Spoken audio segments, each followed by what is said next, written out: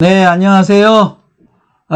이제 한국문학과 기독교 3주차 2교시 강의 시작하겠습니다. 바로 1교시에 이어서 문학과 종교의 창조적 긴장 관계에 대한 책을 쓴 문학과 종교라는 책 중심에 나타난 8명의 철학자와 또 문학가의 이야기를 통해서 우리가 문학과 기독교 관계를 어떻게 이해해야 되는지를 함께 살펴보도록 하겠습니다. 먼저 근현대 철학자 이해 중에 첫 번째 등장하는 인물이 바로 파스칼입니다. 우리는 파스칼 잘 알고 있죠. 이분은 수학자이자 물리학자, 또 발명가, 철학자, 신학자, 아주 그냥 중세의 말하자면 이성, 학문의 아주 대표적인 인물이죠. 근데 이 파스칼은 말하자면은 객관적 진리와 내면적인 확실성을 중시했어요. 이게 무슨 얘기냐면은 내 안에 있는 내면의 확실성을 갖기 위해서는 진리가 좀 객관성을 부여를 해야 된다. 그러니까 신학이죠. 그런 것에 대해서 중시했을 뿐만 아니라 이게 점점 합리주의화된 근대가 점점 산업화 물질화되어 가는 것에 대한 것에 근대가 결핍한 것은 종교심도 있지만 가슴이다. 이런 것을 이야기를 하기도 했습니다. 우선 파스칼은 그런 얘기를 합니다. 이 무한한 앞에 서 있는, 그렇게 하나님 앞에 서 있는 인간의 유한함을 또렷이 자각을 합니다. 그래서 그는 언제나 신앙의 모험을 감행하기를 주저하지 않았습니다. 또한 그가 지식인이고 굉장한 학자이고 신학자이지만 그는 인간과 신의 관계를 언제나 수직 관계에 놓여 있는 걸로 이해하고 그러한 하나님을 높이고 하나님 아래 무릎을 꿇는 인간의 수직 관계에 집중했습니다. 그것은 어떤 의미에서 말하자면 나와 세계, 또 나와 너의 수평 관계를 소홀히 한 측면. 이게 무슨 얘기냐면은 결국은 두려워하는 존재가 없기 때문에 사람들에게 수평하는 관계가 무너지는 거예요. 오히려 평등한 마음을 갖기 위해서는 내가 하나님 앞에 나약한 존재라는 걸 깨달았을 때, 그때 하나님과 인간의 수직관계를 깨달았을 때 사실은 세계와 내가 수평관계를 할 수 있다. 이런 인식을 합니다. 그래서 그 당시에 근대에 그런 산업화와 계몽, 이성주의 시대에 그러한 시대가 점차 열리면서 인간들이 각각의 사고와 삶의 방식을 가지고 종교가 멀어지기 시작했을 때, 그럼에도 불구하고 파스칼은 종교는 폐기되어야 될 쓰레기가 아니다. 인간과 신은 언제나 수직관계에 있고 그 수직관계가 형성됐을 때 바로 수평관계, 말하자면 문화가 형성될 수 있다. 그런 주장을 한 거죠.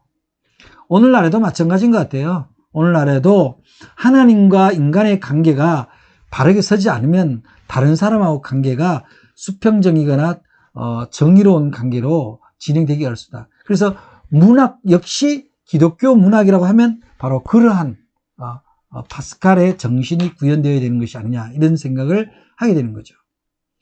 두 번째 인물은 안드레아스 그리피우스인데, 이 사람은 독일의 시인이자 극작가입니다. 그야말로 문학인이죠. 근데 이 당시에 여러분들 알다시피 그 흑사병이 돌고 또 긴 전쟁이 있었습니다. 그래서 그 전쟁과 흑사병 와중에 사람들은 죽임과 죽임을 반복하고, 또 심지어 이 그리피우스가 자기의 가족을 잃어버리는, 자신은 신앙이 있는데 왜 내 가족을 잃어야 되는가에 대한 그런 신앙의 위기를 초래하게 됩니다. 그래서 그러한 참담한 현실 속에서 그는 소위 하나님을 믿는다라는 그리스도인들의 그 이기심과 연약함, 배타적인 것들에 대해서, 그리고 잔인함에 대해서 그는 그리스도인의 모순성이다 이렇게 보고 그 점에 대해서 주목하고 글을 쓰기 시작하는 거죠. 그래서 그는 이런 고백을 합니다. 예수 그리스도는 밤과 어둠과 재증과 무덤의 밤을 한데 썼고 그것을 통해 무력화시킴으로써 그것들을 지향하는 존재다. 이렇게 시를 고백하는데, 무슨 얘기예요? 말하자면은 예수님은 밤, 어둠, 재, 또 이 죽음의 공간들을, 그것들을 오히려 한데 섞어서 그것들을 무력화시킨다. 말하자면 죄들이 죄에 인해서, 인간의 죄에 의해서 인간 스스로가 무력화되는 겁니다. 그래서 뭐 우리가 성경에 있지만 그냥 두라 했을 때 이미 심판이 오는 거다. 그래서 어떠한 경우에도 인간은 그 죄로부터 해방될 수가 없습니다. 오직 예수 그리스도를 통해서만 그 죄가 인식되기 때문에 이 그리피우스의 이러한 고백이 우리 오늘날 문학을 하고 또한 종교 생활을 하는 우리들에게도 그 어떤 인간들의 그 탐욕과 어두운 부분을 어떻게 문학적으로 우리가 그려서 그것들을 통해서, 그 드러남을 통해서 오히려 구원의 메시지를 더 밝히 발견하도록 도와주냐는 것을 생각할 수가 있는 거죠. 그래서 한스킹은 이 안드레아스 그리피우스에 대해서 이렇게 평가를 합니다. 이 그리피우스가 온갖 동요에도 불구하고 마지막 부동성을 보여준 신앙인이다. 그 당시에 많은 반동들이 있었지만 그는 하나님에 대한 무조건적인 신뢰를 잃지 않는 그야말로 항심의 바위였다. 이렇게 평가할 정도로 그 당시에 이성적 철학자로서도 시인으로서도 그가 유명했음에도 불구하고 그는 하나님에 대한 신뢰를 지켜나간 문인이었다라는 거죠. 그 다음에 세 번째 보면 레싱입니다. 레싱. 이 레싱은 독일의 사상가이자 또 극작가입니다. 또한 비평도 쓰고 하는데, 이분 역시 계몽주의 시대에 기독교 신앙을 유지한 사람이에요. 그래서 그렇지만 이 레싱이 주장하는 내용 중에는 무엇이냐면은 사실 기독교 신앙은 어떤 이론이 아니라 실천의 삶으로서 입증될 수 있다.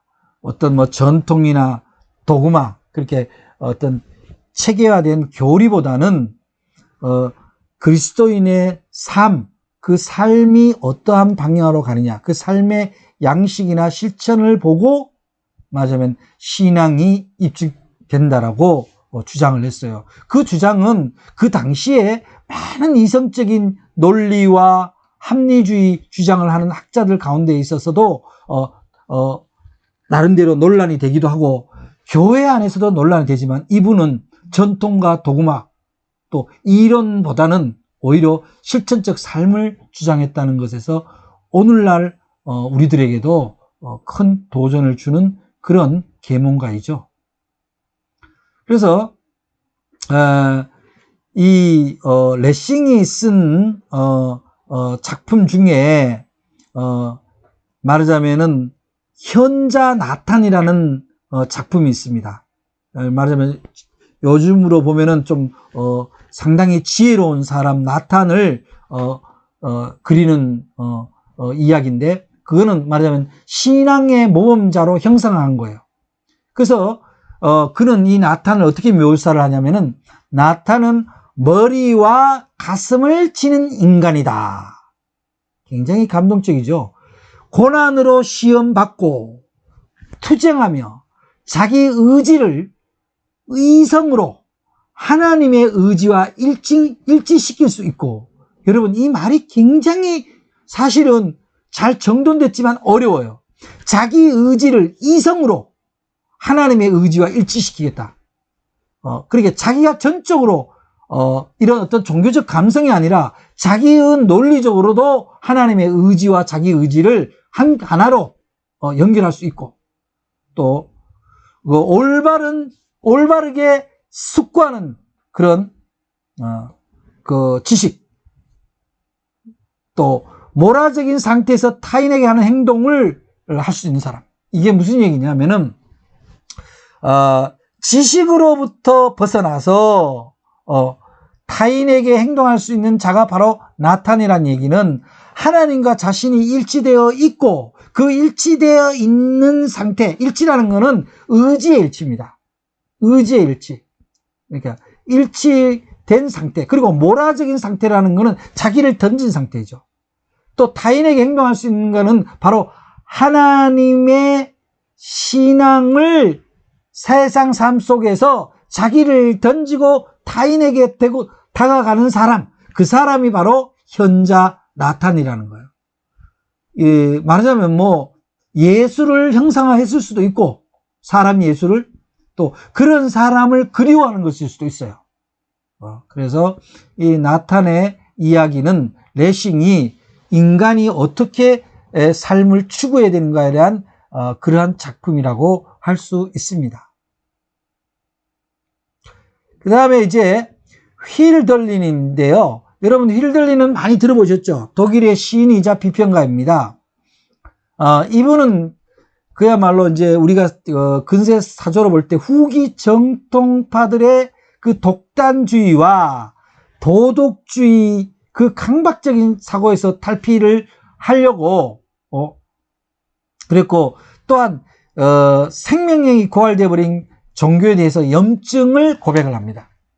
말하자면은 이게 이제 종교가 이성주의와 르네상스를 지나면서 말하자면 위협을 받게 되자 다시 정통을 세우자는 정통주의가 가진 게 뭐냐면 지나치게 독단주의예요. 그리고 종교적 도덕, 그리고 강박, 이런 것이 오히려 사람들을 종교로부터 밀어내는, 종교심으로부터 밀어내는 것이라고 그렇게 생각한 거죠. 왜냐하면 그런 어떤 교리적이고 어떤 제도적이고 강압적인 걸로서는 생명력이 없다, 그 안에 종교의 생명력이 없다라고 그가 판단을 한 겁니다. 그래서 오히려 힐덜린은 그가 쓴 작품에서도 좀 밝고 행복한 신들의 정신과 자연의 경건성을 명랑하고 긍정하는 그리스 고대 문화에 대해서 주목을 했어요. 좀 말하자면은 종교가 좀 밝고 좀 명랑했으면 좋겠다. 그리고 자연의 경건성을 좀 받아들였으면 좋겠다. 그런 것들에 얼핏 보면은 마치 범신론처럼 보이지만 그런 것은 아니고요. 범죄 신론이라고 할 수 있어요. 말하자면 범죄 신론이라는 게 뭐예요? 모든 사물과 자연과 생명에는 하나님의 뜻이 임재되어 있다. 하나님의 뜻이 들어있다. 그런 거죠. 그래서 발테엔스는 이 힐덜린에 대해서 이렇게 평가를 합니다. 도그마적 유일 사상에 맞서서 우주에 살아있는 다면성을 신성의 빛남과 대비침으로 이해하기 위한 목적으로서 그리스도화, 그렇게 했다. 그러니까 우리가 인간이 제도적으로 만든 것 넘어 그보다 훨씬 크신 그리스도가 있다, 이런 거죠. 사실 오늘날에도 여러 가지 기독교 안에서도 종파가 나눠지고 자기네들 나름대로 교리를 주장합니다만은, 사실 인간이 얘기하는 교리, 그보다 하나님이 훨씬 크시죠. 그리고 하나님은 그보다 훨씬 다양한 면면을 세상에 드러내시는 거죠. 그거를 말하자면 힐들린이 얘기했다라고 보는 겁니다. 그래서 이 힐들린은 이 프랑스 혁명 이후에 어떤 복고주의 신앙이 다시 정통으로 돌아가자는 복고주의 신앙이 대두되자마자 그는 모든 사물과 생명에 깃든 범죄 신론적인 입장을 나타내기 시작합니다. 그래서 세계 안에 이 세계 안에 머물러 있는 신성과 신에 대한 믿음이 오히려 가능하다. 지나치게 어느 한 곳으로 쏠려서 하는 것은 옳지 않다. 그래서 우리들의 사고가 좀 더 넓고 깊고 사물에 대한 이해, 생명에 대한 이해를 깊이 할 수 있도록 주장한 것이 바로 힐들린 시인의 주장이라고 할 수 있는 거죠. 그 다음에 이제 노발리스입니다. 이분 역시 독일의 시인이자 소설가인데요. 물론 힐들린보다는 후대인데 이 역시 계몽주의 시대와 또 초기 낭만주의 사회에서 흔들리던 말하자면 지나치게 인간 이성과 감성에 이렇게 휘둘리던 시대에 이 시인은 좀 여러 가지로 방황합니다. 이것이 맞느냐? 그리고 여러 가지 어려운 가운데서 짧은 생애를 사게 됐는데요. 그 당시에 이 노발리스는 어떤 생각을 하냐면은, 이제 18세기로 넘어오면서 말하자면은 17세기 후반 18세기 넘어오면서 절대 영주와 또 성직자 중심의 그런 사회가 조금씩 무너지기 시작합니다. 그렇게 벗어나기 시작하면서 어떤 인간 해방을 꿈꾸게 되는 거죠. 그거는 뭐 웬만한 그 당시에 지식인은 다 갖고 있는 거죠. 그런데 그는 또 다른 생각을 하게 돼요. 그게 뭐냐면은 인간의 의식 너머의 세상. 그러니까 내가 이것을 생각하는 것 너머에 어떤 세상이 있을 것이다. 우리 인간이 다 이해하지 못하는 어떤 또 다른 시간적 공간. 그런 곳에 주목하는 거죠. 그런 점에서는 뭐 낭만주의자이기도 한데, 그렇지만 그 낭만주의라는 것은 뭐예요? 우리가 현실적인 삶에서 있는 이 세상, 이 종교, 그 너머에 무언가가 있을 것이다. 우리들이 다 인식하고 인지하지 못하는 세계, 그 세계를 더욱 깊이 들여다보는 낭만주의자였다. 이 노발리스가 자기가 사랑하던 연인과 또 남동생, 이렇게 이 사람들이 죽음을 맞이하게 됩니다. 이것으로 인해서 그는 말하자면 인간에 대한 고독과 상실감을 깊이 경험하게 되는 거죠. 그렇게 되면서 이 사람과 단순히 현실 세계에서 경험되는 이것들을 너머에 보이지 않는 세계에 대한 동경, 그리움, 또한 그리스도와 더불어서 이 지상을 넘어서는 초지상적인 평화를 지향하게 됩니다. 그래서 그는 늘 이 현실 세계보다는 그 영혼과 무한을 향한 동경을 갖게 되는 거죠. 그래서 그의 시에도 파란 꽃을 향한 동경, 그런 작품이 있습니다만, 이렇게 현실 세계와는 다소 동떨어진 그의 삶은 결국은 이 땅에서 삶이 그렇게 길지 않게 마무리가 되게 됩니다. 서른의 요절을 하는 그런 천재 시인이고, 또 신앙을 근거로 해서 우리 현실 세계 너머의 세계를 동경했던 거죠. 네, 그래서 이제 지금까지 우리가 살펴본 이런 5분의 근대 철학자들의 그 이해에서 우리가 오늘날 현대 기독교 문학에 적용을 할 내용을 잠깐 재정리를 하면, 우선 파스칼이 이야기한 신과 인간의 수직관계에 집중하지 않으면 나와 세계, 나와 너의 수평관계도 소홀하게 된다. 그래서 우리가 문학을 할 때 바로 나와 세계, 나와 너의 수평관계가 소홀해진 내용들을 살펴서 그것을 드러낼 때, 그것은 곧 뭡니까? 신과 인간의 수직적인 관계, 올바른 관계가 집중되어 있지 않다라는 것이 반대적으로 그렇게 반사적으로 증명하게 되는 거죠.